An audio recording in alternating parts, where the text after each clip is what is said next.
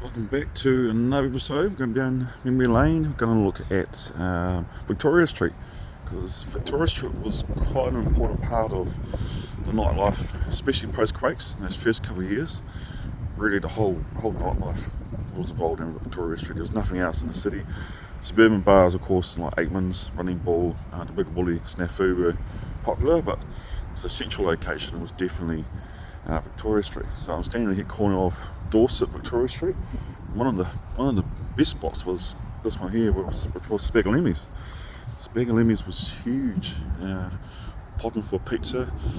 It took about 1 o'clock in the morning. People were still coming here buying pizza and drinking, and really was a popular spot. But now that's been gone. 2016, I think they got knocked over. And Spagalimis has moved down the road to another spot that used to be a popular spot. So it's now a hotel, which is the Mayfair. As you can probably see, where those two people are actually, Mayfair. And it's also a house of travel, so it's a big corporate office now with a hotel above it.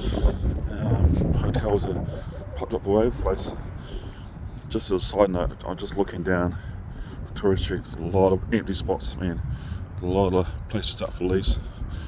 I don't know if it's a good thing or a bad thing. I don't think it's a good thing. And all these places I don't think we'll ever find tenants again until maybe the next boom time, because look around the corner here. Good old Munn's. Munn's the men's store. I don't actually think there was a men's store in the end.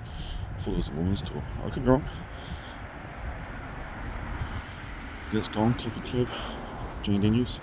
Victoria Street. So Victoria Street's got a few places down here now. The Goldfinch, which used to be the King of Steak. Now the King of Steak is popular now. It was awfully popular when it was down there.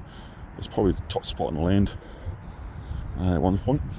Probably rival what it was in Wellington and Auckland and Queenstown. And then they decided, once the Victoria Street died down, because it has died down, they decided to move to the terrace, which was a very, very smart move. I think it's picked up another gear at the terrace. It's just crossing the road here. But yeah, that's where Moore FM used to be. Right there, between those two trees. I'm sure, but I could be wrong. I'm just going to the other side now, so you can see another two very popular spots.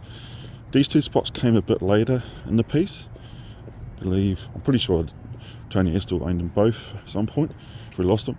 Mexicanos and the Deerland. Deerland is a real cool, chilled cocktail bar.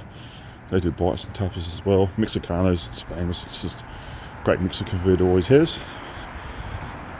Still a very popular spot, those two. Yeah, this is where it gets really interesting.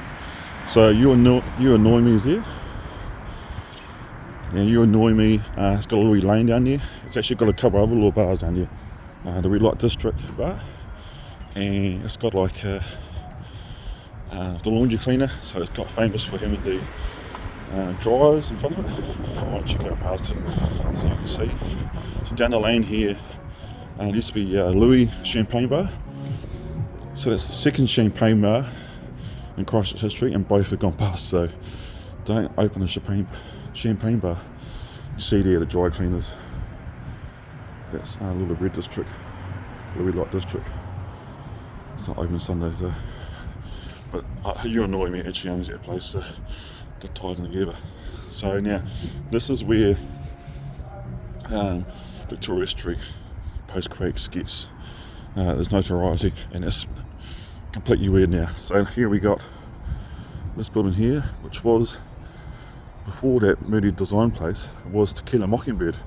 Real long bar that stretches all the way back down there, and it was quite a cool bar, Mexican or Latino themed restaurant. They had a bar, they used to have gigs there, and then right in here, you still got the wall at least, was a Revival. So Revival was the main bar. Probably say Casino was the other one down here, but yeah, the Revival was huge, man. Lines all the way down to this building here. They used to have a food truck inside there. It had an outdoor bar and an indoor bar, but it was very, very small. It looks big, but it was very, very small. But that was probably one of the top bars at the time.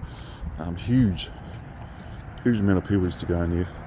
And then booze opened up above Tequila Mockingbird. at the same time, so that's been about 2014. So it's starting to become the end of the revival era there, because all other bars popped up, namely Barretta, Engineers,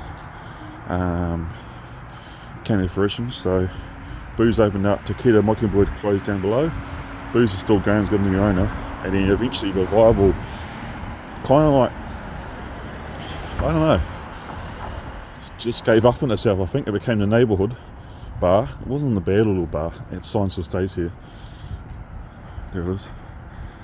And this is actually originally Gin Gin, which is now down New Regent Street. So these two bars existed, and then, like I said, they just moved out of the area. There's no one come down here anymore. Well, the main crowds weren't. The smaller crowds were, because Carlton was down the road a bit there too. That was quite busy. So they had Carlton, Revival, Tequila Mockingbird, Booze, Do Your Land, Mexico's, King of Snake, all down as one bit.